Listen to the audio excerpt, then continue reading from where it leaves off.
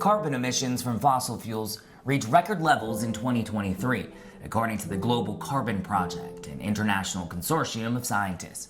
Researchers estimated that the world's emissions of CO2 exceeded 40 billion tons, including nearly 37 billion tons from fossil fuels. The data amplifies the urgency of finding innovative solutions to combat climate change, to make the energy sector more resilient, more flexible, and more efficient. These are challenges that researchers at UC Santa Barbara's Institute for Energy Efficiency, or IEE, have stepped up to solve together since the institute opened in 2008. The world burns far too many fossil fuels to maintain our lifestyle and improve the situation for people worldwide. But there's a better way. We can consume far less energy by making many things much more efficient. IEE research is organized into 3 interdisciplinary themes. Projects within each theme attack critical energy efficiency grand challenges to develop new technologies to ensure a more sustainable future. We decided, given what the expertise is on this campus and also what needed to be done in the world, and so we've worked on trying to make the data centers more efficient and particularly making artificial intelligence and machine learning much more energy efficient. Second big pillar is energy efficiency that for anything that touches the grid, we call it smart societal infrastructure. And then the third pillar is a foundational thing for all of us. We all have to eat. How much resources do we put together to do that? And that's another pillar. It's called the food, energy, water nexus. Even more important than those is incredible technical foundations built underneath those through the fulcrum on which all of that sits. Photonics, electronics, material science, artificial intelligence, machine learning. Within the smart societal infrastructure pillar is the Institute's greatest contribution to date. One of the big breakthroughs we made here at UCSB is the evolution of lighting from incandescent lighting to now very energy efficient LED lighting over here. Work to design the world's most energy efficient lighting technology, the light emitting diode, or LED, happened at UCSB. The global LED lighting market is forecast to grow to nearly $300 billion by 2030. In the US, we estimate this will save 50 power plants of energy just in the United States alone. And so that's one of the key breakthroughs we did here. It actually involved a lot of material science of a material called gallium nitride. Denbar's colleague, Shuji Nakamura, received the 2014 Nobel Prize in Physics for his pioneering work with gallium nitride, or GaN, a high-energy material that made the blue and then white LED possible. Using other material, nobody could make blue LED, green LED, also blue-red diode, only using gallium nitride. LED has been used for the lighting, mainly lighting application, to replace our conventional lighting to save the energy consumption. So that's the reason I'm so lucky.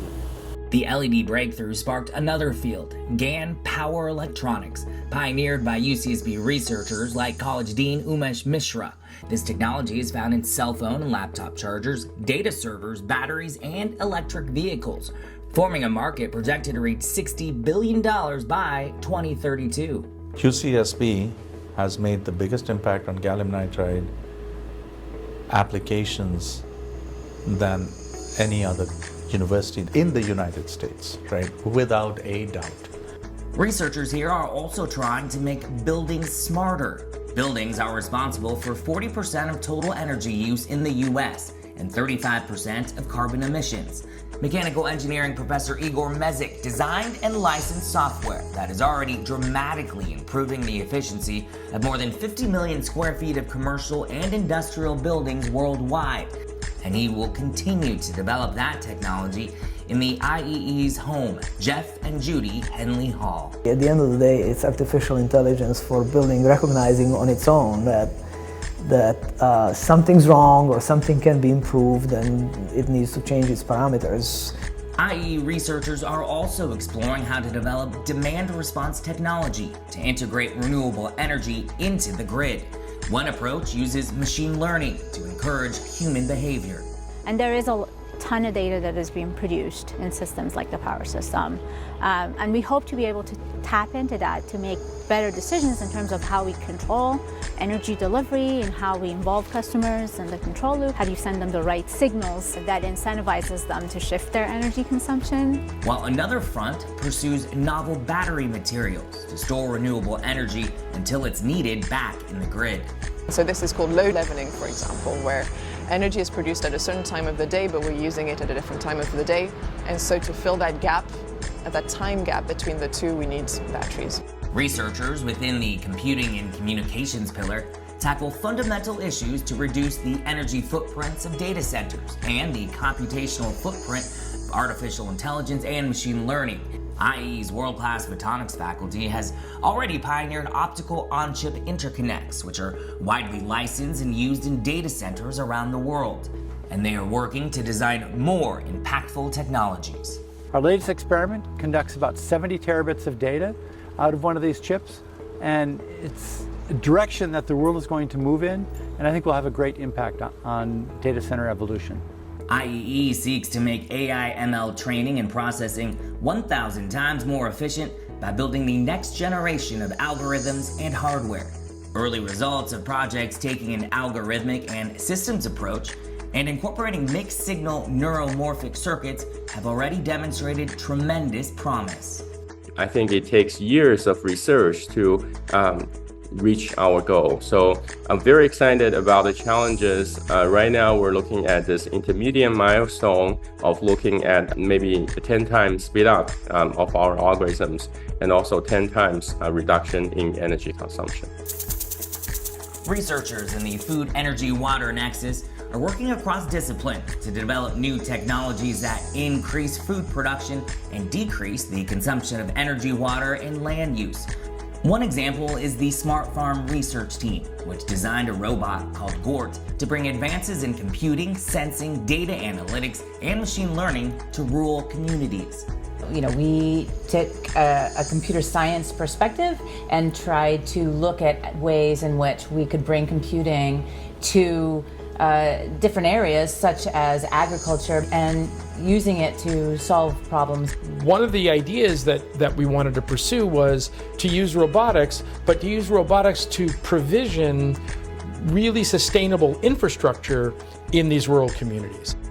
In addition to pursuing groundbreaking technologies, IEE is one of the few institutes in the country that also invoke change through public policy. IEE is a key partner in the 2035 initiative, a campus collaboration to eliminate political barriers to the clean energy transition. The fact is that a lot of politicians take money from fossil fuel companies, electric utilities. That close relationship between big polluters and our politicians is a huge barrier to making progress on climate policy. The campus has the largest concentration of faculty who are doing work on energy and environmental policy and planning of really any university in the country. And the 2035 initiative is a think and do tank that brings us all together to do applied policy research and develop roadmaps to achieve a clean energy system by 2035. IEE researchers have also established themselves as leaders in emerging fields like quantum computing. Professor Galen Moody's group develops integrated quantum photonic chips about the size of a coin to manipulate and generate quantum states of light with extremely high speed and efficiency. It's really about scaling these systems to many different chips that are all identical, that all have really high performance, to then address some of these big challenges in making large-scale quantum networks, large-scale quantum computers to solve some of those problems in energy efficiency. IEE embodies the campus's collaborative culture, especially after the Institute's home, Jeff and Judy Henley Hall, opened its doors just a few years ago.